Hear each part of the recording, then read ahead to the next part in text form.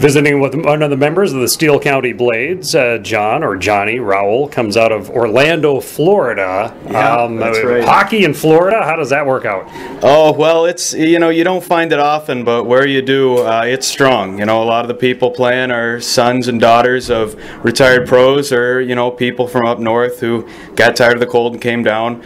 So you find a lot of people passionate about the game, you know, wherever you can find it. And do you have a family connection then of some sort? I do. My father, Bill, grew up in Baudette, Minnesota, and played ice hockey through high school. So he moved down with his family in the 80s, and there wasn't a whole lot for hockey, but I was born, and about 7 years old, he took me to one of the first ice rinks, rink in Orlando, RDV Sportsplex, and we just started from there.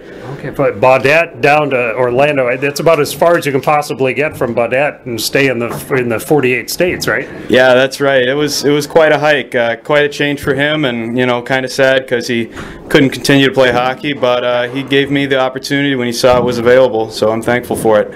And did you take to the game pretty quickly, and how old did you say? Oh, I started at 7, and okay. Yeah, from the minute I stepped on the ice, I loved it. You know, there's nothing else like playing hockey. Feels like you're skating, or feels like you're flying. Excuse me. Yeah, no, that's right. It looks like you guys are flying too. I mean, it is such an awesome just to watch play and everything unfold. So, youth hockey in Florida, as you grew up, mostly play in Florida. Have you played on some other teams? What does your resume look like?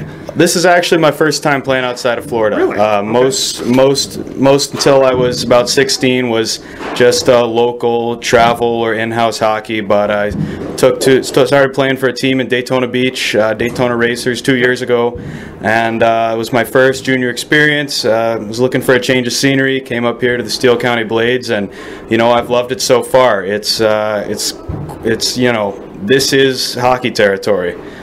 Drastic change from Florida in every way. We'll talk about the weather in a minute then, regarding drastic changes from Florida. How about the game of hockey here at this level and playing with the Blades? Are you feeling up to speed, or what has the transition been like for you? Oh, it's certainly faster up here. In addition to, you know, a league up from where I've been playing last year. Okay. All the guys up here know what they're doing. You know, in Florida, whether you're playing on a combined team or on a real team or just Rex, you know, the coaching isn't the same. You don't grow up with the culture. You don't grow up watching it. The guys up here all know what they're doing. They've had experience, you know, all their lives from the time they could see what was going on around them. You know, it's a huge change, and it's beautiful. I love it. And what are some of the things that, even through a halfway point of the season or wherever we're at here, we're quite a few games in, what are some of the biggest things you're feeling better about or learning about the game? You know, how are you different from day one already?